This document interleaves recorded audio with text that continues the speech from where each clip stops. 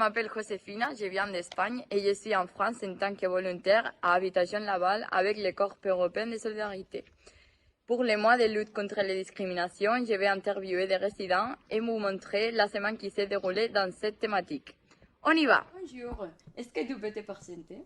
Bonjour, je m'appelle Antoine Godoff.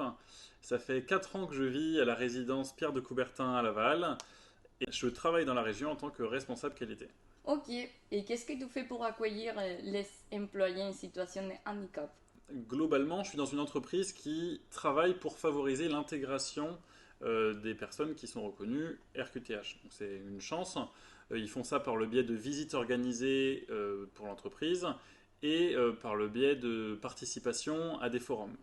Et une fois que cette participation elle est faite par le pôle ressources humaines, moi, mon rôle en tant que manager, c'est de rester ouvert aux candidats qui sont reconnus RQTH et de mettre de côté un peu ce stéréotype qui peut exister, comme quoi une personne qui a un handicap ferait un moins bon travail qu'une personne qui n'en a pas. Dans mon cas, j'ai 2 personnes dans mon équipe qui sont reconnues travailleurs handicapés. Une personne qui a un trouble de l'audition et une personne qui a des problématiques pour soulever des charges lourdes et rester debout trop longtemps. Globalement, je les ai pris dans mon équipe. On leur a trouvé des postes qui étaient adaptés à leur handicap, où il n'y avait pas forcément besoin de porter des charges lourdes, ou pas forcément communiquer au quotidien sur des données précises.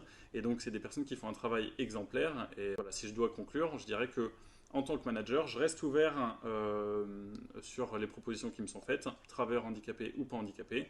Et puis on essaye, si le profil correspond, c'est très bien. Bonjour, Bonjour, est-ce que tu peux te présenter? oui, donc je m'appelle Stinaud, donc j'ai 25 ans. Je vis sur Laval à la résidence Pesley depuis 2 mois. Je suis originaire du Bénin et je vivais à Châteauroux, ça fait 10 ans que j'étais à Châteauroux. Dans ton pays, et comment est perçu les handicaps? Alors dans mon pays, le Bénin, nous avons aussi des handicapés, mais par rapport à l'Occident ou à d'autres pays, on n'a pas toutes les structures qui peuvent les accompagner, donc c'est ce qui manque un peu. Après, c'est plus les familles qui prennent en charge un peu les enfants handicapés ou des associations ou ONG. Qu'est-ce que tu serais prêt à faire pour éviter toute exclusion? Alors, je pense qu'en premier, je pense que je serais quelqu'un qui aimerait faire la justice. Quand je vois quelqu'un qui est moqué un peu par rapport à un handicap, c'est-à-dire parler aussi à mes collègues, à mes amis, que en fait, la situation qu'il a n'était pas forcément vécue, qu'il n'a pas voulu. Donc, je pense sensibiliser autour de moi et ne pas être aussi dans la compagnie des moqueurs qui se moquent, mais être quelqu'un qui défend plutôt ses handicaps. Bonjour. Bonjour. Est-ce que tu peux te présenter? Oui, alors moi je suis Simone Onguéné. Je suis à Laval depuis 1 mois à la résidence Nicole Peu et je suis étudiante en dernière année cycle ingénieur. Que tu peux me dire qu'est-ce que c'est pour toi les handicaps? Pour moi, le handicap, ça fait partie de mon quotidien, dans le sens où j'ai ma petite sœur qui est handicapée. C'est pas un handicap visible, elle est autiste. Elle a découvert quand elle était encore toute petite. Elle a arrêté de parler du jour au lendemain. On s'est rendu compte qu'il y avait un problème. Et c'est comme ça qu'est venu s'installer le handicap dans ma famille et dans le quotidien. Ok. Et est-ce que tu peux me dire dans ta culture comment est perçu les handicaps? Alors moi c'est un peu spécial parce que du coup je suis née au Cameroun et j'ai grandi en France. En France on a réussi à avoir quand même pas mal d'aide. Tout ce qui était les séances, lui apprendre à parler, la rééduquer, les séances d'orthophoniste, savoir aussi signer. Donc c'était quelque chose de vraiment important parce qu'on n'arrivait pas à communiquer avec elle et pas pouvoir communiquer avec moi, ma sœur ou pour ma mère, sa fille. Ça peut être très très frustrant sur le long terme. Donc là-dessus, on a quand même eu pas mal de chance de pouvoir trouver des structures qui nous ont aidés à sortir un petit peu ma soeur de son mutisme. Comment vois-tu une société égalitaire et sans exclusion? Une société égalitaire, ce serait une société où ma soeur, quand on est dans un magasin et qu'elle fait une crise ou qu'elle se sent pas bien, qu'on la regarde pas de manière bizarre, qu'on se dise pas ça doit être dur pour la famille. C'est ce genre de regard qu'on a souvent sur les personnes atteintes de handicap et pour les gens qui les accompagnent, c'est généralement un regard un peu de pitié, d'empathie, alors que oui, effectivement, ça peut être compliqué dans le quotidien, mais c'est pas une tare, loin de là, ça se vit un handicap et puis on évolue aussi, les mentalités changent. Moi, je sais que grâce à ma sœur, j'ai découvert des nouvelles façons de communiquer avec les gens, surtout savoir comprendre une personne sans forcément qu'elle parle. Donc il y a tout ça qui vient avec. Et sans exclusion, peu importe l'âge, il y aura toujours cette barrière entre une personne qui est handicapée et une personne qui ne l'est pas. Et réduire cette barrière-là, ce serait vraiment incroyable à l'heure d'aujourd'hui, parce que quelque chose qui ferait que cette personne se sente une partie entière de la société et pas seulement un maillon qui n'est pas forcément toujours pris en compte, ou le statut change en fonction du handicap. C'est aussi quelque chose qui, à l'heure actuelle, est très très visible. Une personne qui est handicapée moteur va pas être traitée de la même façon que quelqu'un qui est handicapé mental ou qui a des difficultés psychologiques. Et ça, c'est en fonction du handicap, s'il est visible ou pas, bah, il n'est pas forcément reconnu. Est-ce que tu peux te présenter? Alors, je m'appelle Louane Roussery, j'ai 22 ans. Ça fait bientôt 1 an et demi que j'habite à la résidence Nicole Feu à Laval. Et je suis convaincue de toi. Comment as-tu vécu la présence d'une personne en situation de handicap dans ta résidence? Alors, son handicap, en l'occurrence, pour moi, n'était pas forcément gênant. Moi, c'est plutôt quand les personnes, en fait, elles sont très tactiles, où là, ça peut me déranger. Lui, en l'occurrence, c'était pas son cas. Également, suivant ses réactions, donc lui, c'était quelqu'un qui était plutôt joyeux, un peu comme un enfant, en fin de compte. Donc, j'ai plutôt bien vécu, parce que voilà, c'était un type d'handicap assez particulier. Est-ce que ça t'a ouvert les yeux sur les handicaps? Pas forcément, parce que j'avais déjà conscience du handicap. Enfin, moi, dans ma famille, j'ai notamment une personne handicapée. Ça m'a permis d'y être confrontée. Parce que dans ma vie de tous les jours, c'est pas des personnes avec qui j'ai l'habitude soit de travailler ou même dans mon quotidien d'être confrontée avec. Donc c'est toujours intéressant de s'y confronter. J'en avais bien conscience, hein, c'est pas le souci. Mais oui, ça reste toujours un frein pour moi d'échanger justement avec ce type de personnes. Bonjour. Bonjour. Est-ce que tu peux te présenter? Oui, je m'appelle Lahat. Je viens du Sénégal. Je suis arrivé en France presque 2 ans et j'habite à la résidence François de Peslier depuis 7 mois. Ok. Est-ce que tu peux me dire qu'est-ce que c'est pour toi les handicaps? L'handicap, je le vois comme quelque chose qui manque en nous. Quelque chose qu'on manque, ça peut être physique, mental ou ça peut être acquis. Comme ça, on peut faire un accident, on perd quelque chose. C'est comme ça que je vois l'handicap. Dans mon cas, moi, je n'entends pas bien. J'ai des appareils pour entendre. Moi, c'est ça mon avis. Hello, can you introduce yourself? Hello, my name is Melita. I am from Greece and I am in France since November with European Solidarity Corps, a European voluntary program. Okay. And for you as a Greek student, how do you perceive people with disabilities are integrated in the educational system, and do you think they are really well integrated? Greece has come a long way. Students with physical disabilities during high school and in university. There were the constructions to help them access classes, go up and downstairs, go to the cafeteria for a meal. We need a little bit more work in disabilities related with the mentality of a person or the perception of a person and educational disabilities, but they are something that Greek students and Greek teachers try to understand better and help as they can. A lot of times with a person that can support the person with disabilities when they are in class. They go with him or her everywhere, help as needed. I hope in the future, especially for disabilities that are not that visible, there are more ways to integrate and make it easier for them to study and work. Down, down.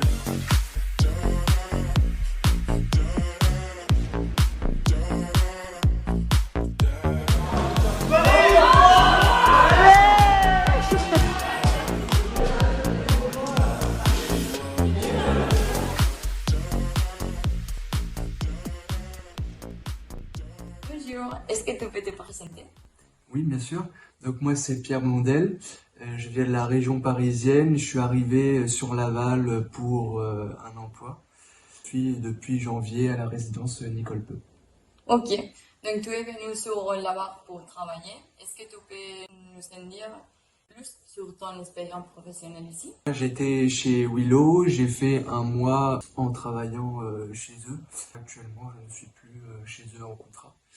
L'entreprise n'a pas souhaité continuer le contrat parce que vu que j'étais en CDD et en plus de ça que j'étais RQTH, c'était compliqué pour eux pour s'adapter à mon profil et donc continuer comme si de rien n'était. Et c'est ce qui fait qu'ils n'ont pas souhaité aller jusqu'aux 6 mois de CDD qui était prévu à l'origine. Et ben malheureusement, à la place de faire 6 mois, j'ai que pu réaliser 1 mois. Plutôt été bien accueillis par l'entreprise. Eux ont été plutôt présents, à l'écoute.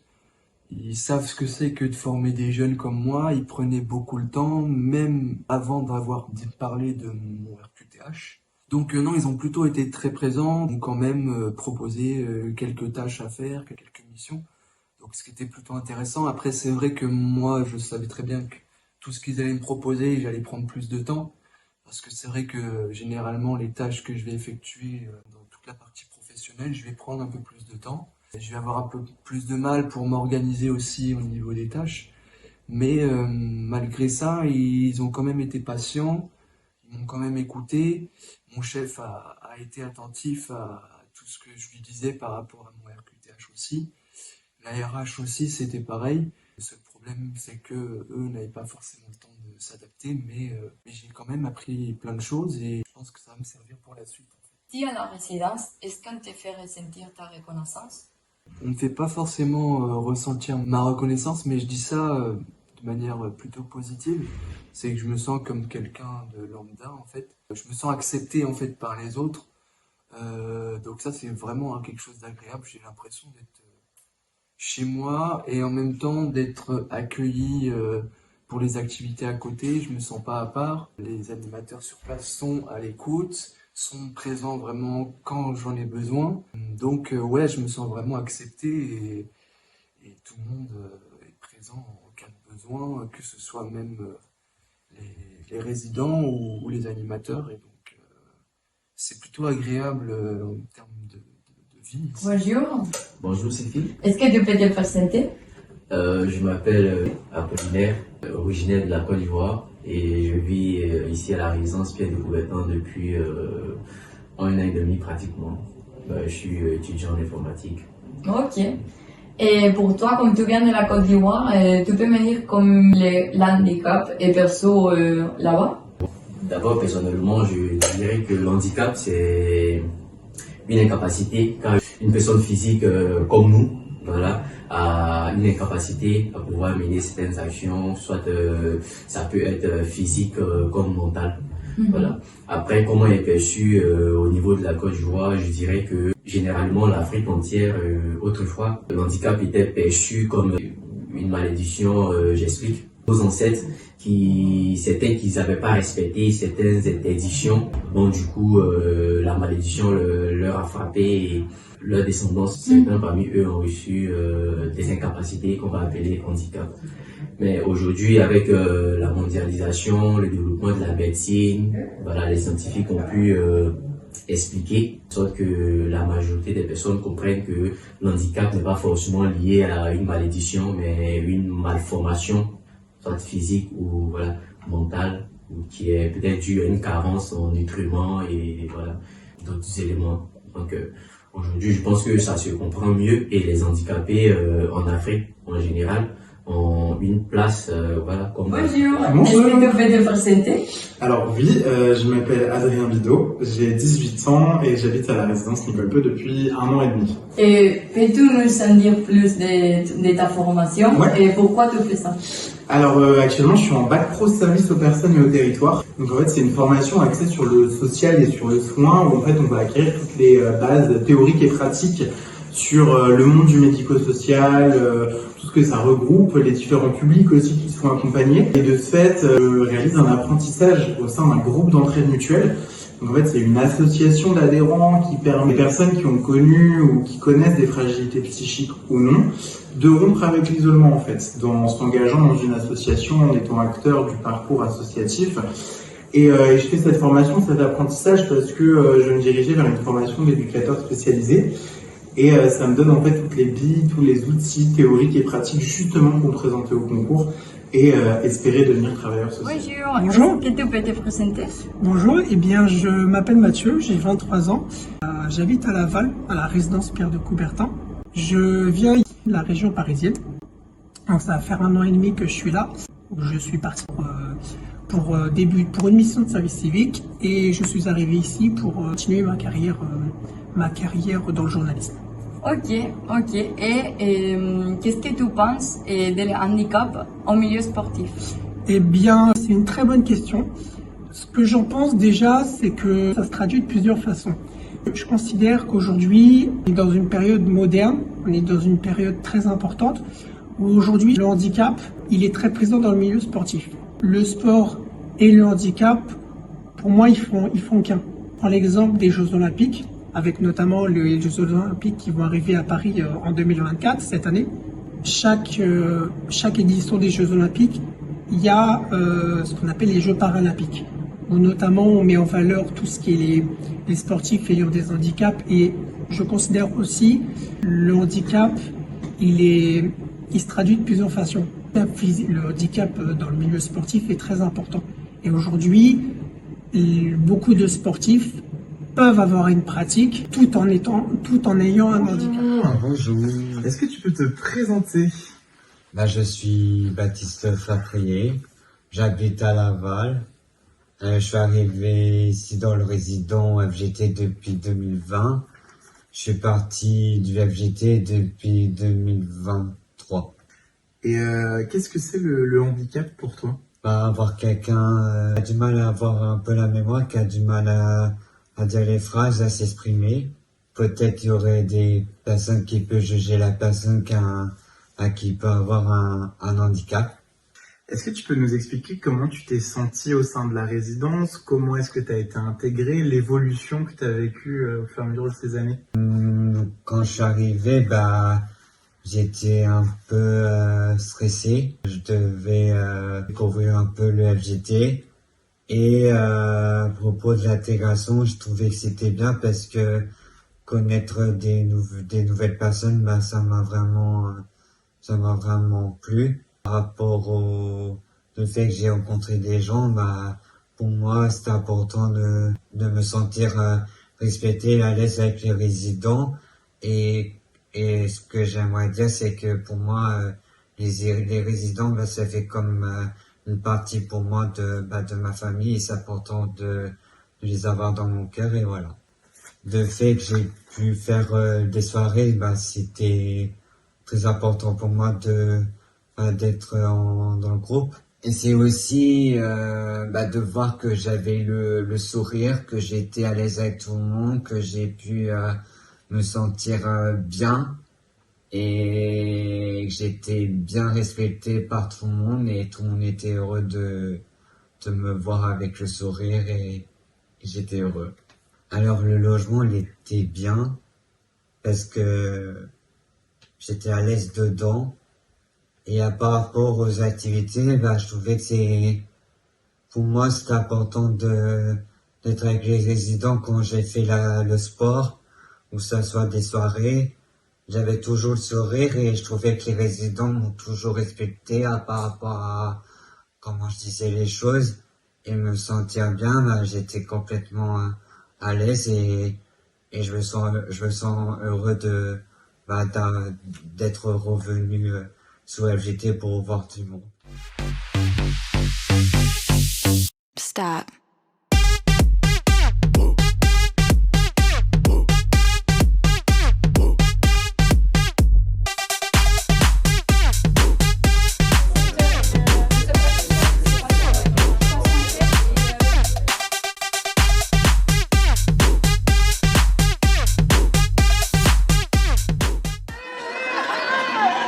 Les jaunes passés. Non.